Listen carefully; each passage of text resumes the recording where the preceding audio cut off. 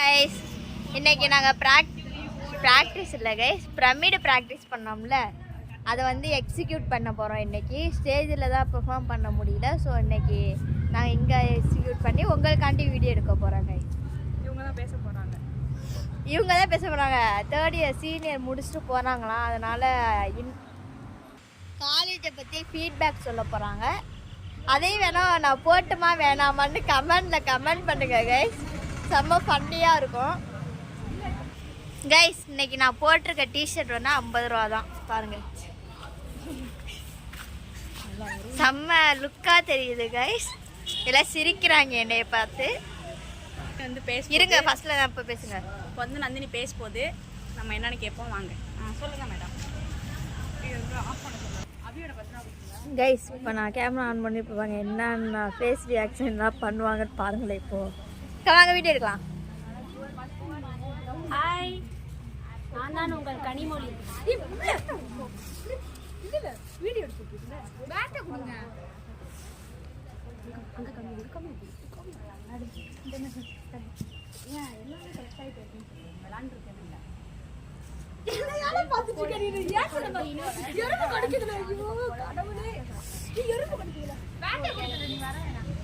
நான் ஒரு ரீல்ஸ் பார்த்தேன், அதை இப்போ உங்களுக்கு பண்ணிட்டா.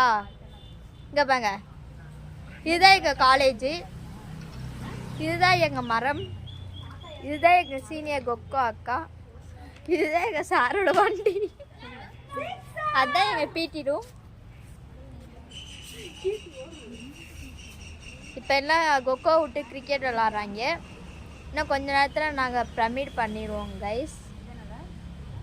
இங்கே பாங்க, எது கொட்டாய் போட்டிருக்காங்கன்னு எங்களுக்கு ஒன்றும் புரியல கைஸ். இப்போ அக்காவுக்கு வீடியோ எடுத்து கொடுக்க போகிறேன். நான் தான் கேமராமேன்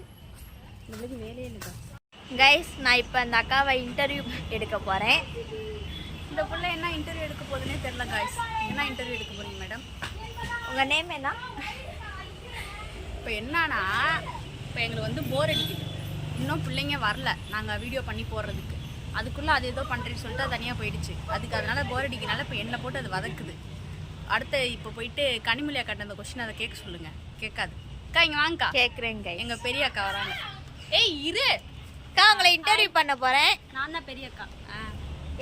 நீ வந்து எந்த கொஸ்டினாலும் எங்கள் அக்காட்ட கேளு. எங்கள் அக்கா சொல்கிறதா சொல்லுங்கக்கா. ஃபர்ஸ்ட் உங்களோட நேம் என்ன? என் பேர் வந்து கனிமொழி. நான் வந்து செகண்ட் எம்ஏ இங்கிலீஷ் படிக்கிறேன். அக்கா யூஜியா பிஜி? அதான் பிஜி.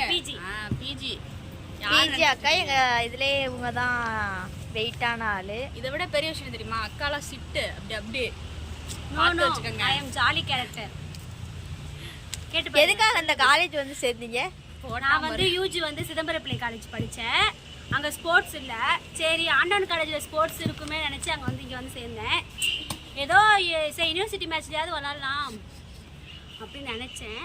பேசுங்க கேட்கா சவுண்டாக. ஃபஸ்ட்டு யூனிவர்சிட்டி மேட்ச் வந்து விளாட்ல, கேன்சல் ஆயிடுச்சு. எதனால் கேன்சல் ஆயிடுச்சு? மழை பெஞ்சதுனால கேன்சல் ஆயிடுச்சு. இல்லை சண்டை வந்துச்சு. அதனால் கேன்சல் ஆயிடுச்சு. செகண்ட் வந்து யூனிவர்சிட்டியில் வந்து தோத்துட்டோம். ஒரு பாயிண்ட்னால தோத்துட்டோம். அதனால் ரொம்ப கஷ்டமாக போயிடுச்சு. ஒரு பாயிண்ட் 10 செகண்ட்ஸில் போயிடுச்சு. இனிமேல் நான் விளாடவே மாட்டேன். என்னால் ப்ளே பண்ண முடியாது. அதனால் ரொம்ப கஷ்டமாக இருக்குது. வேறு என்னென்ன கேம்லாம் நீங்கள் விளாண்டுருக்கீங்க? எங்கெங்கெல்லாம் போயிருக்கீங்க? அத்லெட் போயிருக்கேன். ஸ்கூலில் வந்து லால்குடி, அந்த மணப்பாறை, திருப்பஞ்சலி இதுக்கெல்லாம் போயிருக்கேன். கொக்கோ விளாண்டுருக்கேன்.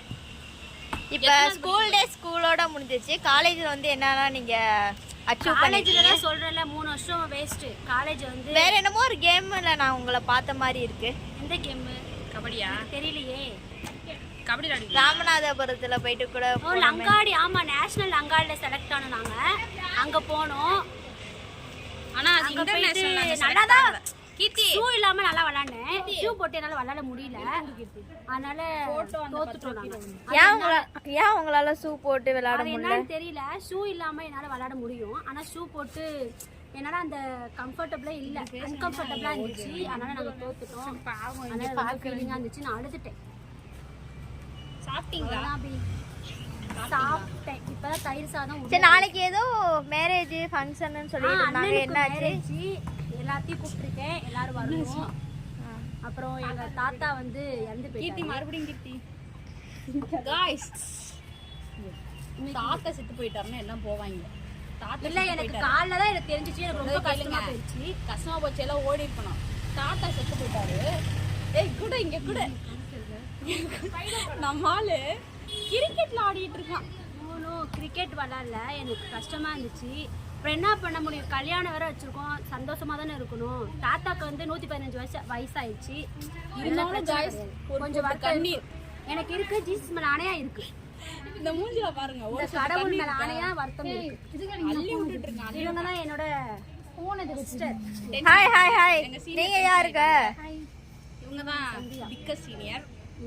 உங்க நேம்லாம் இன்ட்ரோடியூஸ் பண்ணுங்க. அவங்க பேர் வந்து சந்தியா. By guys.